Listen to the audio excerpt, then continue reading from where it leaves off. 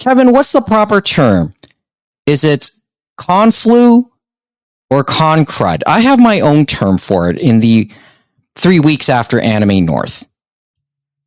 I've heard both. You've heard both? You know what's the term I use, right? Crud? No. I use the flu. It's a play on words. It's a play on another condition. I use the phrase post-convention syndrome. Are you still suffering from whatever that is? Not really. No? Like, I didn't get sick. There were a couple of close calls where I think I could have caught a bit of a cold, but then I think that was more so because of, like, the weather changes. Yeah, it was weird. I was able to just take some Tylenol and drink more water, and then it never regressed beyond the sniffles. Actually, this happened to me last night even. Yeah, it was wonky weather. It was weird weather then and over the last couple days, because it got pretty cool here in Toronto, but now it got pretty humid and it's set to stay that way. So really summer's now here. Right? Yeah, I was not in the country for most of last week, and it was mostly warm. Where you were? Yeah, with some wet spells, but thankfully it was not nearly as bad as my previous trip in April, where there were a couple days of big rain. One day I would even say it was torrential rain. Oh yeah, we did have some rain over the last week.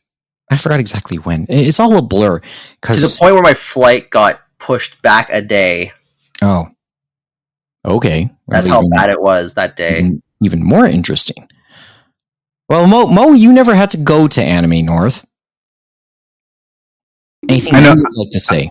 I just want to say that it's nice that we still do it year after year, and that Norm drops by every year. It's always good to hear from him. It was a good episode.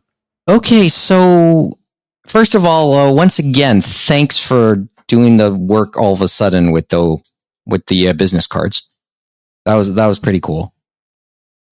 So I thought I'd let you know, or we said it in the episodes. The Anime North office took that and they've now put that in their archives. Took a couple business cards and they've kept it in their archives as well. So it's part of the history now, or at least the recorded history for AN, which is pretty cool. Okay, you have any impressions of the two episodes we did, Mo? I enjoyed them. I think Saturday was stronger than Friday. Not the knock Friday. Friday was great too. Good to hear from Lawrence again. I just feel like, Saturday's conversation was a little more had a little more to it. It had a little more. I sort of like. Kevin, do you want to say anything looking back on that? I have a couple thoughts. Just when I re-listen to it and look back on it. Because I have a thought or two. Well, oh my god, though. This is gonna sound petty, but the first thing that came to mind was when you were talking. Everyone was talking about like what they did at the con, and then you were about to change topics without me having fully talked about my Saturday. But we only have it was 2 hours. It was a 2-hour show. We try not to. That. Well, most of the things I did, the others actually did too. So it wasn't gonna take too long. But other than that, I actually think that I was telling you this, and this is not really about the recording, but I was telling you about how we can't record in that room anymore if we want more exposure. Yeah, there could be a couple of interesting changes to come, but we have the next 11 months to think about that, I think. We'll revisit it for sure. Because if you think about it, during the first iteration, when it was you and James and Adam. Mohammed and Adam and Neil and Angela, among others, we were never in that room. We were in that main foyer where the restaurant is and where the video rooms are and by the hentai room. So we were likelier to have people just walking in because that's where a lot of stuff is going on. And then, Ginkgo is there so they can get their onigiri and other snacks there as well. Yeah, room where it happens, right? Yeah. So, I think it was just, I think it's just sensible to be in that area if at all possible. And I like the room that we've been recording in recent years. I think it's a nice, cozy room, but honestly, if we're going to record that late at night, we can't be in that room. Yeah, there'll be, as I said, we're going to have I've been asked to consider a few things, and we'll talk about that internally, okay? And sure. How we go forward. I just, and yes, I just enjoyed the episodes for various little reasons. But the one that I always think about as I look back on it all is when Norm came on. And I think it's just the most passionate Norm has ever been. I need to listen to that part because I chose to vacate my seat for Norm because I did want to catch up with my anime club friends. Yeah. But okay, I'll let you re-listen and maybe we'll come back to it. And I'll encourage everybody here who's going to listen to this to re-listen to Norm's appearance. Because we always talk about where we're Anime North and what the future may hold. And Norm gave his thoughts, and I thought it was really interesting. You just touched on it. So I thought you'd re-listen. It's worth re-listening again. Yeah, I haven't gotten around to it. But of course, almost 3 weeks out since Anime North. It's always a chance to look back, and we've seen some of the discussions post Anime North and how to handle things in the future. And and a few yes/nos came to mind, and so I'm going to ask these of you two. One who was at the convention and has been there for the last couple of years. The one who, just doesn't really go to it, but casually, just briefly stops by, if at all. And I just want, and I'll re-ask these exact same questions to James and Amy when they're back around the table. So I'll ask these two. Yes or no? Parking should be charged at the TCC to help control the parking issues there. That's a tough one, man. That's a tough one. I want to say not. I want to say no because I understand doing so would. I mean, unless you're planning on doing it for all events forever at TCC, that's gonna be difficult, man. Kevin? God, I hope not. I think I guess my line would be where closer to Mo. It's just that's too unique of a situation. It's about as likely and about as much of a point as me suggesting that Scramble Crossing some years back. Given how parking was this year, I was thankful that at the Moso box booth in the dealer's room, that I was thankful that the VTubers I wanted to see for the meet and greet, they actually had 2 hours versus 1 hour in comparison to everybody else. Because If they were only 1 hour, I would not have made it. Mhm. Parking sucked.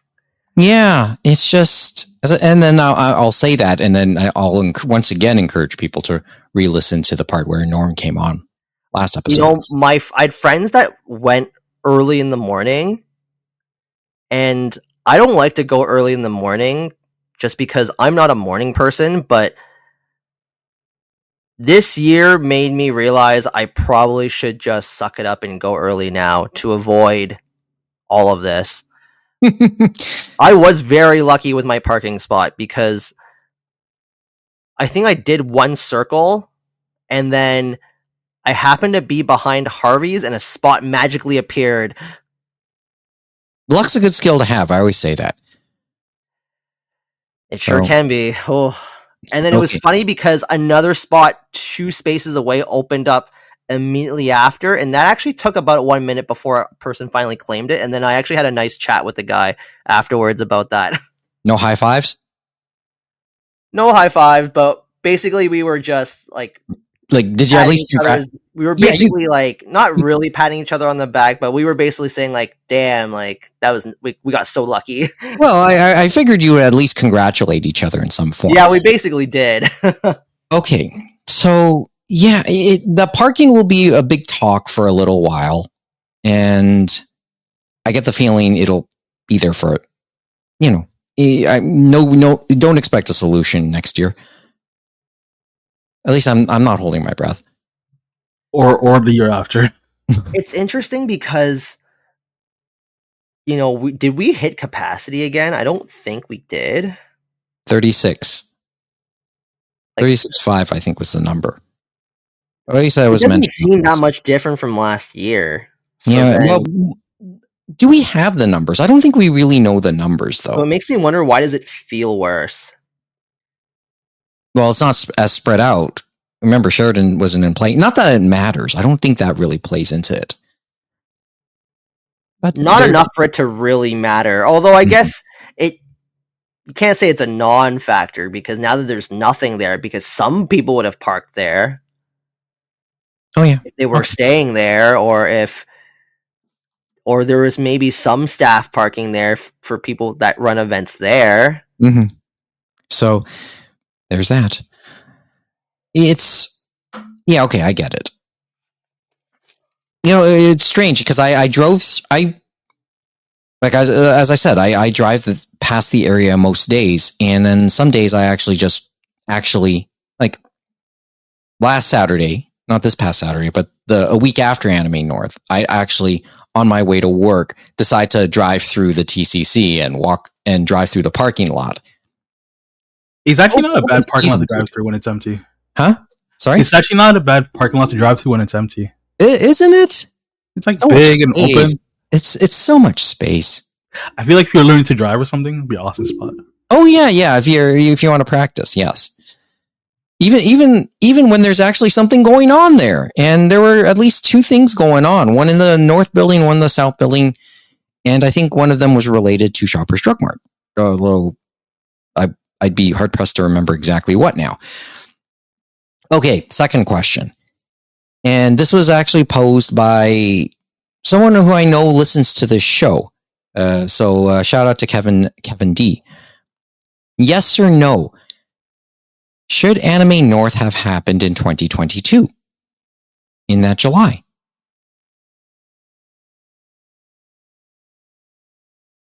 And this is like saying hindsight's 2020 with all the issues that happened and us still trying to navigate everything going on during the pandemic. I don't see why not.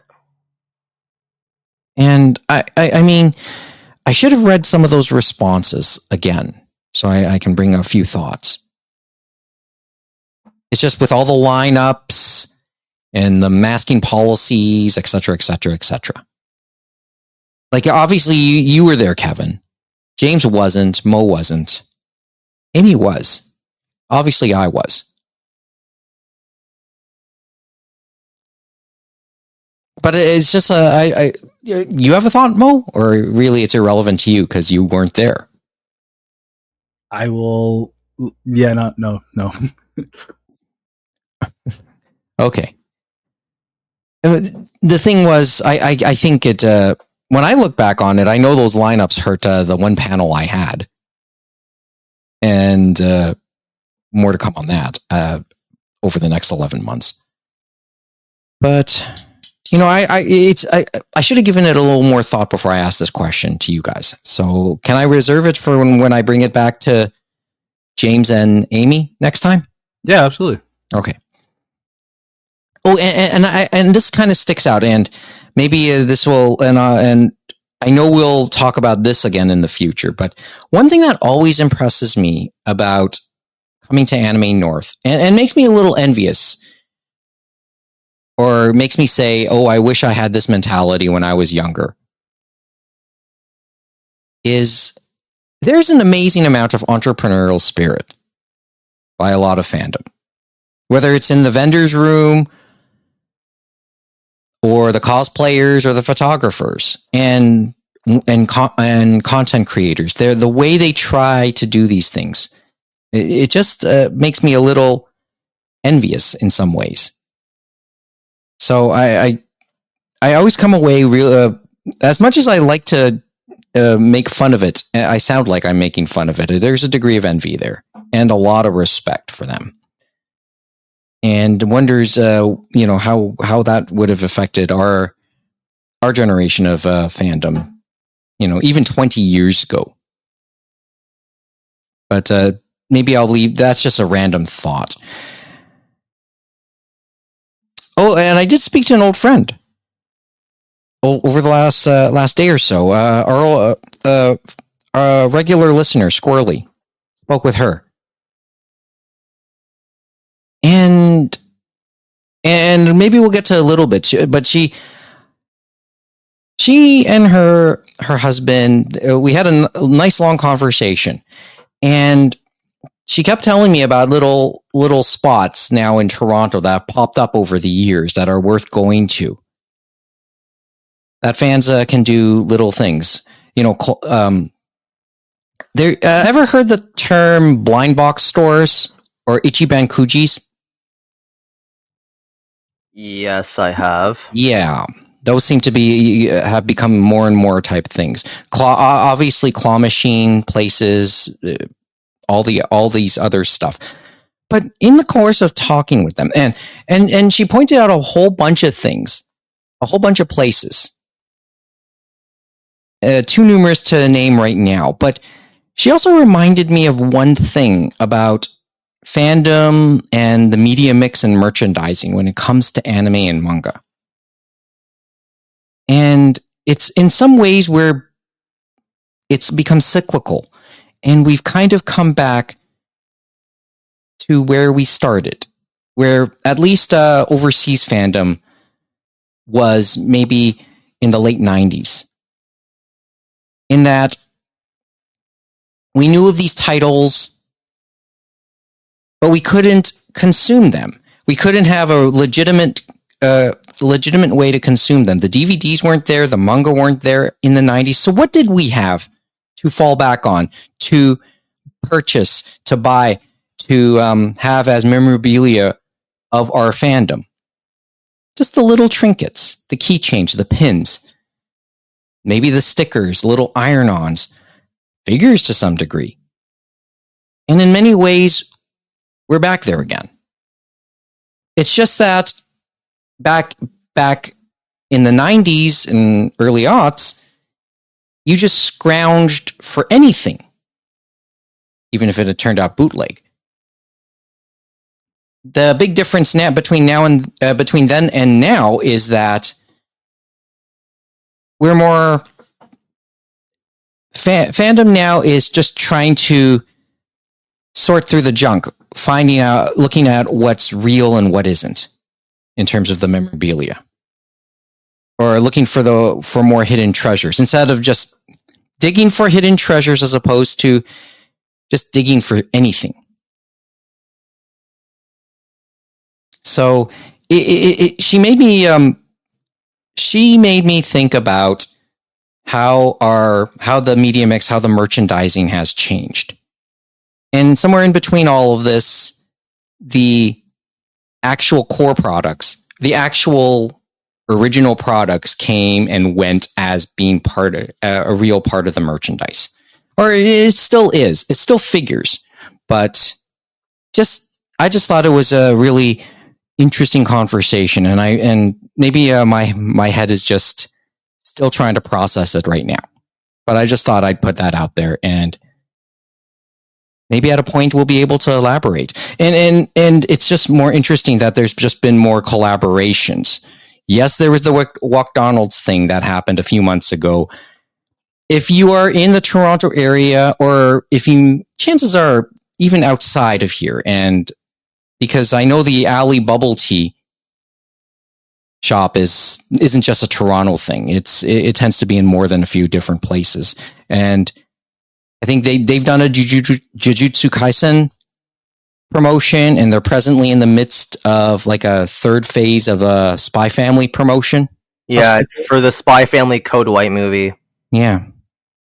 So, there's a little bit more acceptance. And maybe just a way to appeal to the demographic that's much of our fandom now.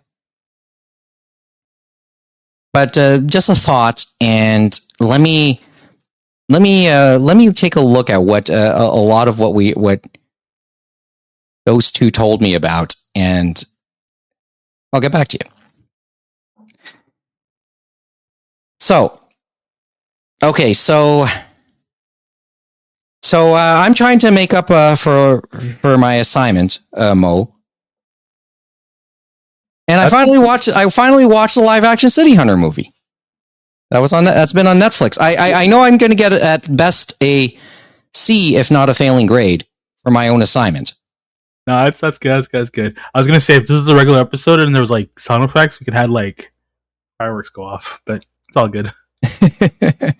Yeah. Well, the purpose of the Space Heater chats. No breaks. Breaks or no breaks, but no, we don't do breaks anymore. But it's always, we start a conversation. It's always just start a conversation, right? And hopefully we can have this awesome conversation about an amazing movie we all saw on Netflix's own platform, one that I personally really enjoyed, and talk about. Yeah, well, it made me think. First of all, yeah, it was fun. It was a tour de force. It was a lot of fun to watch. So I thoroughly enjoyed it. And, it made me reflect on the purpose of movies like this these days. And maybe it's a little bit like the Slam Dunk movie last year. Or how long ago was that Slam Dunk movie? Was it last year? It was last year. Like November-ish. It's a chance for those who don't know the IP to see it for the first time. And then maybe, and in many respects, be a love letter to those who have been a fan all these years. And I think that's what I saw, and that's what I saw in City Hunter. I mean, I will fully admit I haven't watched nearly as much of the anime as I should have over the years. The manga, obviously, you can't really find it in English right now. It's not the easiest thing to find in English, although you could if you dig around officially. I think it's more digitally. You can correct me if I'm wrong, Kevin. Wait, Slam Dunk? No, City Hunter. That has not been re-released at all. There is an official. Out. Yeah, there's they're officially digitally, but yeah. I don't think all of it came out. Yeah, that's where we are. I think Crunchyroll still has the anime presently. The Discotek releases. Obviously, there's Discotek. So I haven't watched as much as I admit to watching maybe about half a dozen of the anime episodes many years ago. So I have to start over. So I know I have some of the basic story down, and obviously they sort of reworked part of it in some ways. It feels like that. It's just the story, or maybe I just didn't get far enough into the story in the anime to understand it, And in many respects, they're adapting adapting a lot of this, a lot of City Hunter to today, to present time, right? But it certainly felt like it. And the actor, and whose name escapes me, something from what I remember of the anime version. Sorry, You mean the actor for the live action film? Yeah, the actor. Yeah, thank you. He was just he was a lot of fun in the role. Oh yeah, he brought it. Yeah, he brought it, and he was convincing, and everything we had become familiar with, at least from the anime version of Ryo, we saw here. This might have been the best depiction of the character yet. But the man's name is Ryohei Suzuki. Okay, Suzuki-san was amazing in that role, I thought. And then it was Misato Morita as Kaori. Yeah. It was just really convincing. At least my memories of the anime, they felt pretty spot on. He nailed it as Ryo. Yeah, I agree. He fucking nailed it. Yeah, it makes me want. I can't wait for the sequel. Did it do well? Don't know. Did it have a release in Japan? It must have by now. Not that I know of. I know that this is a Netflix release, but I mean, possibly. Well, no, but it came out in Netflix in Japan too. I would imagine. But that was just a fun movie. But obviously there are some characters we have yet to see in this. So, and it does leave itself open to a sequel. Just for reference. Not much of a spoiler, but I thought it has earned a sequel. But I will say, like this, my first interaction with anything City Hunter wasn't the anime or the manga. It was another attempt at a live action, and I think you know where I'm about to go with this one.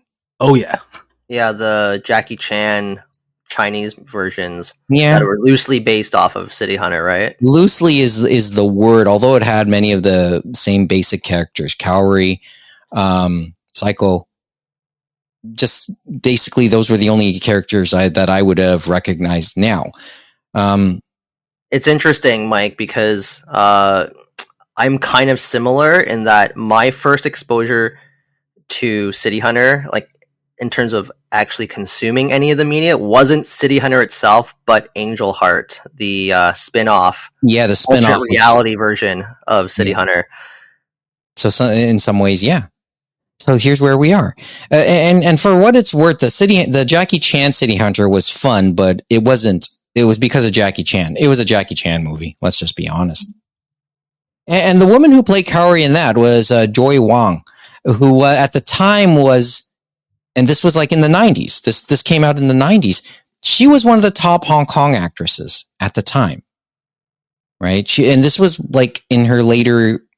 She retired, I think, in the 90s as well. And she, by all accounts, she lives in Vancouver these days and has basically been out of the public spotlight since she retired. But she was considered one of the top actresses, alongside names like Cherie Chung, Maggie Chung, Rosamund Kwan, Joy Wong. Those were the four biggest actresses at the time in the 80s and 90s. And I recognize a couple of those. Yeah, and she started as Kaori in that Jackie Chan adaptation. And I'm not totally sure it was the right.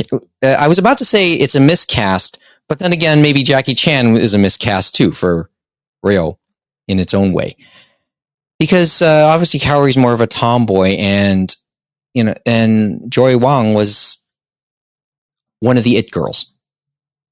She was an it girl back then.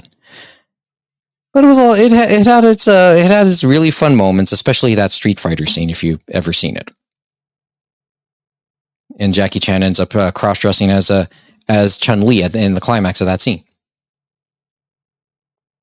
But just gonna put that one out there. I will say that was fun that they did the Street Fighter cosplay in the Chinese version, but it's I think this one's a slightly better. Well, because there's another cosplay scene. As I said, they sort of adapt it to the present day, right? So exactly. Yes, but I always like to say, like, it made me think about the purpose of doing reboots, remakes, bringing back IPs, and doing them in live action form. And obviously, you hope anybody who makes these hope that in and of themselves they become commercial successes and critical successes in and of themselves. But one other thing I'd like to think is a goal of doing these is to give anybody of a newer generation a chance to become familiar with an IP from generations back or from a bygone era. I hate using that which sounds like too much of a term when you say City Hunter, but it is something that maybe a lot of younger fandom may not have been familiar with. So, in some ways, you hope that anybody who is coming across it for the very first time will become curious about what it was in the past. So maybe that will help demand for a possible printing of an English version, or at the very least, get a couple more clicks for the anime version that sits streaming. I think it's on, and I'm pretty sure it's on Crunchyroll, although I can't seem to get it to come up on an iOS app. Pretty sure I can see it if I look through a browser version of Crunchyroll. You hoped it would do that for Cowboy Bebop, wouldn't it? Although Cowboy Bebop doesn't really need the help, you could say. Probably didn't. I did wonder how the live action Drops of God did. Didn't that get a second season? I believe it did. I think that did convince Kodansha to release all of it digitally in the end. I assume that played a factor. I'd have to actually look at the dates to compare, but yeah, and it became a Humble Bundle too. Yep, finally bought all of it because of that Humble Bundle. Yeah, way to go. All of the first series, now that they have to put out the second series now, which I believe they are still doing that. Yeah, Drops of God Marriage. But you hope it would cause some curiosity, and sometimes it's. I will also mention that within the last number of months, there's been yet another live action adaptation of Great Passage as well, but they took another angle on it, right?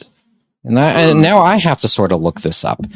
Who's the lead singer of Radwimps again? I don't remember his name. Let's see. Because I always forget his name too, right?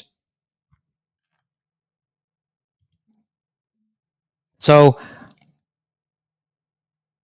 but remember, we've always mentioned Radwimps. The lead singer of Radwimps, and that's Yojiro Noda. Yojiro Noda. He's also a well-known actor as well, right? He was one of the stars of this latest adaptation of Great Passage. And if you know the story, this is the third adaptation of the original novel. There was a live-action movie in roughly 2013. An animated series, which was within the last 5 years, and that was exclusively on Amazon Prime. Strangely enough, an English translation of the original book was through Amazon as well. They digitally published it, and then this adaptation that came out earlier this year. But this one was a little different. It wasn't a straight up adaptation. It kind of retells. Reading the synopsis, I get the feeling it retells the second half of the story from the point of view of a character that's introduced at that point, right? A young cub, and Noda's character, as I mentioned, he was the real main character, and you get to see him and the character grows throughout the whole story, but it also spans like a very long time, the better part of 10 years, if I recall. So there's a time skip, and then it kind of rejoins the story some years down the road, and that's when they introduce a new junior, like a new staff writer, and this version of the live action kind of like tells the story from that point, from the point of view of this, who was at the time a minor character, but in this adaptation she's the main character, right? Read the book or watch the show and you'll probably know who I'm referring to. Anyway, but the thing is, my point is, doing the adaptation again kind of has the chance to introduce the story to another new set of potential fans. I'm pretty, and maybe Cowboy Bebop probably got people, maybe got more people a little bit curious about the anime. I'd like to think, and I'd love to think that the City Hunter live action has more people curious about the original IP as well. Well, that's dependent on if the general populace was willing to watch a film with subtitles. Yeah. So back to reality, right? Let's take off my rose-colored glasses. I hate how that's still the case. You know. Yeah. Yeah. Wouldn't it be? Yeah, that's a thing, right? See, and then maybe that comes back down to our fandom as well, because, well, there was English dubs, right?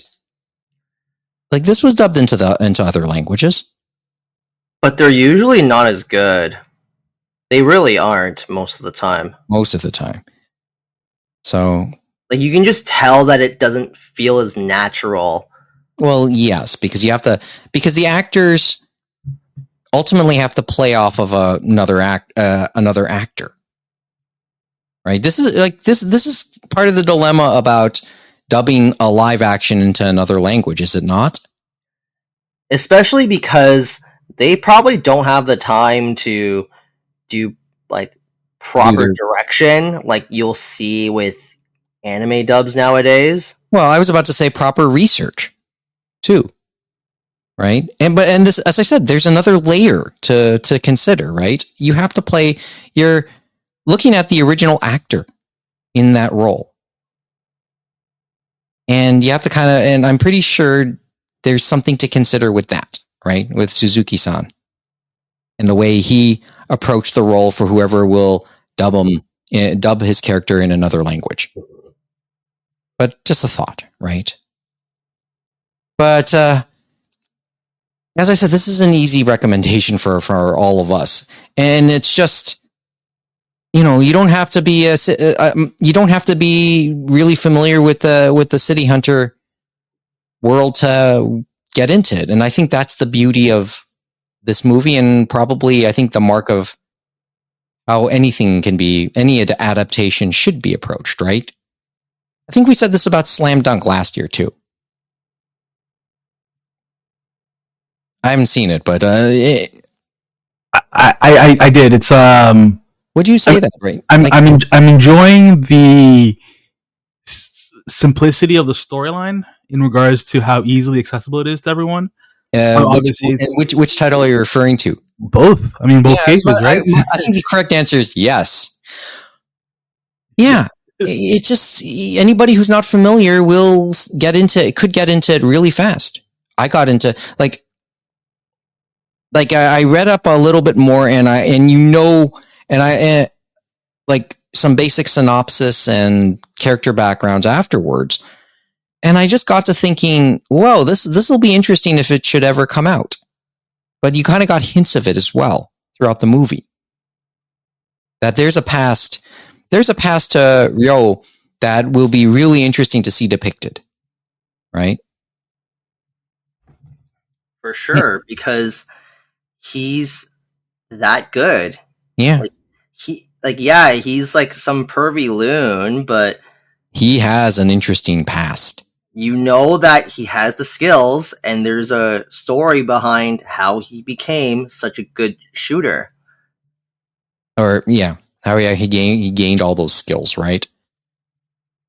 Because it really ends up being like it's not really like whether or not he's going to resolve a situation, it's how he resolves the situation. Kind of like the Yama perennial favorite Captain Tyler. It's all about how is he going to get out of that sticky situation. Yeah, that's one way to put it. So I don't know what else to add about it, really. I mean, you gotta. A lot of people have Netflix, worth watching, and we'll just come back to we'll hold the others and talk more about that in the future. Overall, though, I would say like this did feel a little grittier than what I remember of City Hunter.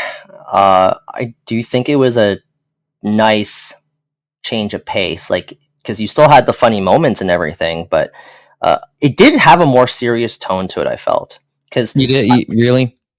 That's what it seems like to me. Like, but you know what? I never did watch City Hunter, so I don't know how.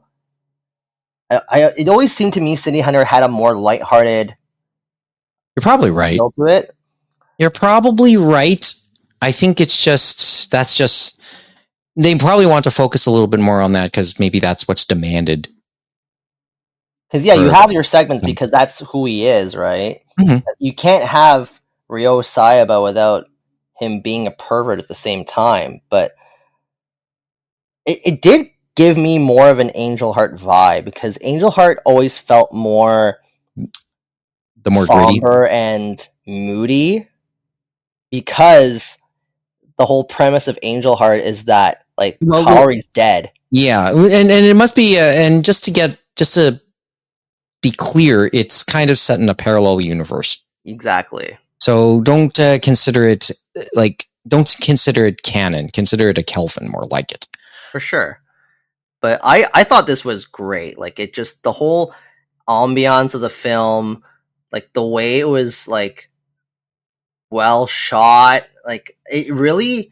Because I'll admit, I didn't actively watch it the whole way through. But whenever I peeked in, I always just thought I was like, wow, like this is how a Japanese live action film should be, and this is how good a Japanese live action film can be when they have a bigger budget. Okay. Because let's be real, like a lot of these films, like they don't have the budget that like a Hollywood film or a Bollywood film would have. So like that's why I feel like the action movies are always a little lacking depending on like how they shoot it and like how many action scenes they have. And sometimes, or like, that's why I always feel like a lot of the Japanese live action adaptations of anime can be a little weak. Assuming that there is like a more action focus to it, because that's when they kind of have to rely more on special effects. You probably want that budget again. So like I think of like Tokyo Ghoul, which actually wasn't bad, but like it could have like it just felt like if it had a little more budget, it could have been just a little bit better. Okay. There was a live action Tokyo Ghoul? Yeah. Oh shit! All right. Pretty decent actually. I mean, was it better than Bleach live action? See, I didn't watch live action Bleach, so I can't comment on that. But I always feel like with these adaptations, the more grounded in reality they are, the better the chances that it will be a decent film or a good film or even a great film. Even when they add over the top spectacle pieces, there are several in this movie, it still works. Yeah, okay, that's a good way to put it, though. I thought that's a keen way to put it. Like, I'll even say, like, the live-action Parasite was pretty good, even though, like, the special effects could have been a bit better, but it could have been a lot worse. Mm-hmm.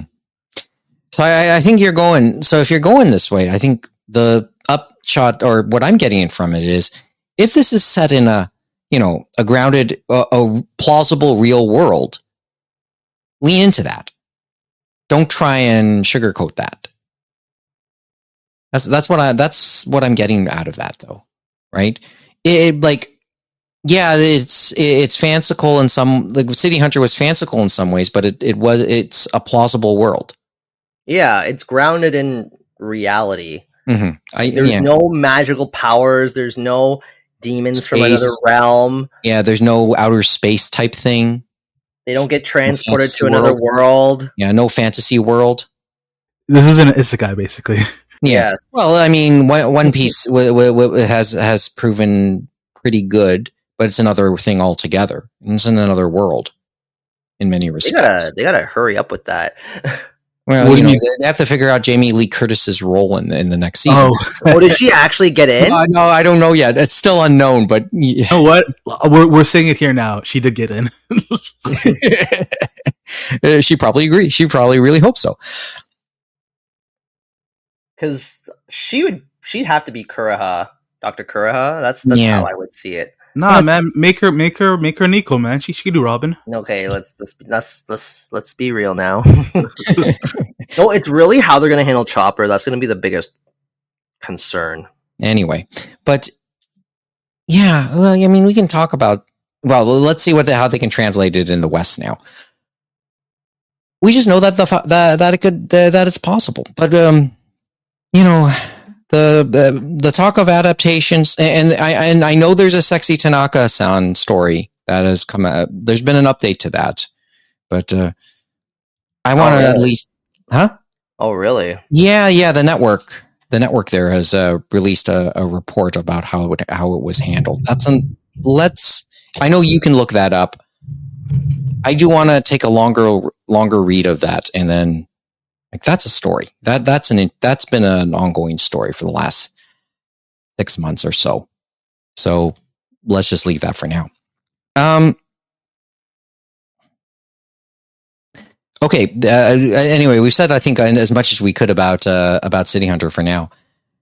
Yes, please watch it and do not look at the other performers' past works.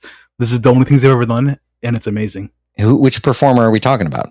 None of them. All of them. Just, it's okay. This is all they've done. It's all good. So, what JV were they in, Mohammed? Yeah, okay. Okay, a couple thoughts before we go this evening. Do we want to start local or go global with the big news? Local's good, and then we'll clock it out with the big. Okay. We always mention in passing that Anime North, not too long after Anime North, is a Toronto Japanese Film Festival, and that's actually started last week and ongoing as we tape this. Kevin, I know, has been wanting to go see a couple of the films. Is there something that sticks out that you wanted to see, or you're kicking yourself for not getting the chance to see, Kevin? What, for the Toronto Japanese Film Festival? Yeah, Boy and the Heron. There was a special screening of it there with a couple of little Easter eggs. I think an intro and lesson, right?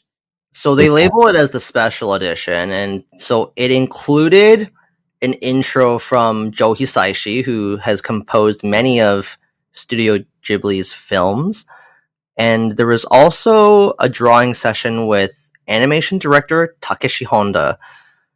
I'm presuming that those were shown before the beginning of the film, but that happened this past Sunday, as of this recording. Yes, and that sold out.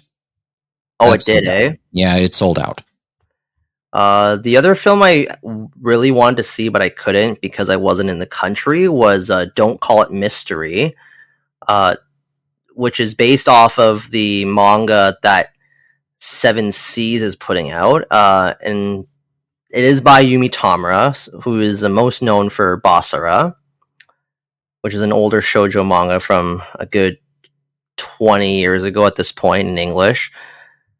Other ones that caught my interest, most of them have already screened, actually, but I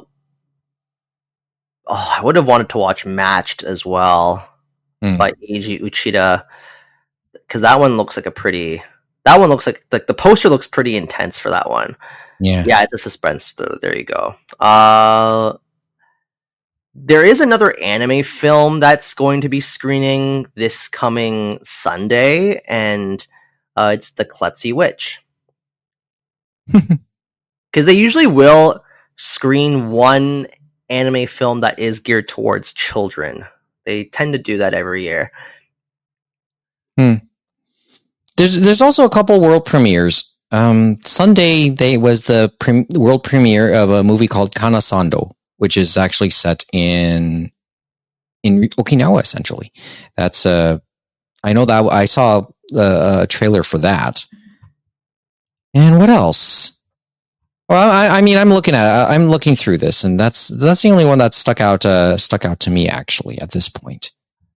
But the list is still there, and it runs until sometime next week. Yeah, I think it runs until. Let's see, it runs until the 20th. Yeah, so about another week. So there's that. I'm trying to see if there's a Koreeda film this year. I don't think there is. Yeah, because I do tend to enjoy Hirokazu Koreeda's films. Yeah. No Koreeda from what I can tell. Mm-hmm. No Shion Sono as well this year.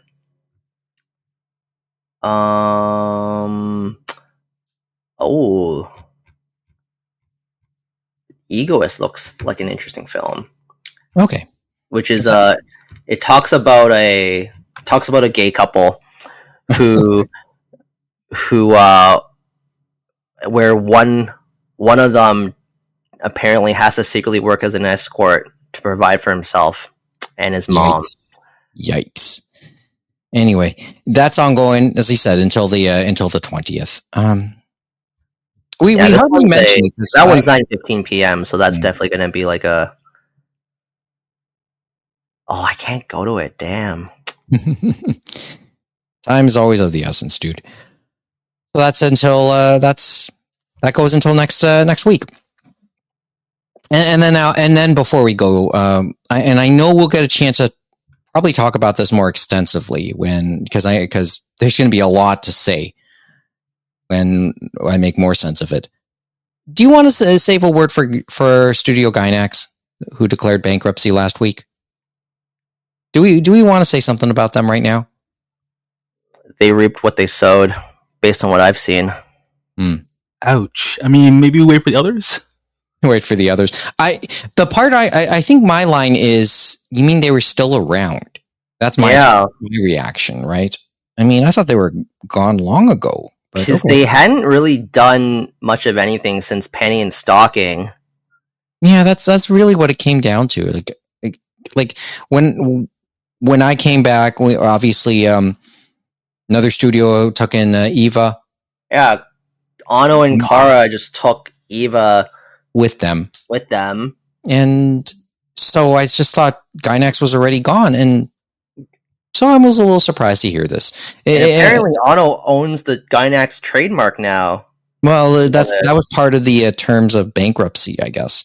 Yeah, there's a lot to that story, and I'm trying to, that's another part that I hadn't kept up with over the years. In the time I was away from the scene, from watching things, and now, brings back a few interesting memories. This is something worth talking about next time. Anyway, that's it. That's all I have. That's all that's on my mind for this Space Heater. It's kind of late. We started late. Anyway, it's all good. Glad to get together and just to catch up. Yeah, hopefully all our equipment will work at the same time and earlier next time. Fingers crossed on that one. Well, just remind me to raise the knob up on my board next time. Yeah. But that's all we got to talk about this evening. Any questions or comments? AnimeRoundtable@gmail.com. And check out, and once again, AnimeRoundtable.com is our splash page. It's a LinkedIn tree. You can check out for links to everything else we do. That's really all we got. That's really all that's on my mind. So hopefully we can get in episode 91 in due time, or at the very least, getting quota for this month. We got 18 days to accomplish that. So I'll see you before the end of the month, guys. Let's hope so. Yeah, let's hope so. Yeah. We'll do this again soon. Enjoy the evening, folks. Have a good night.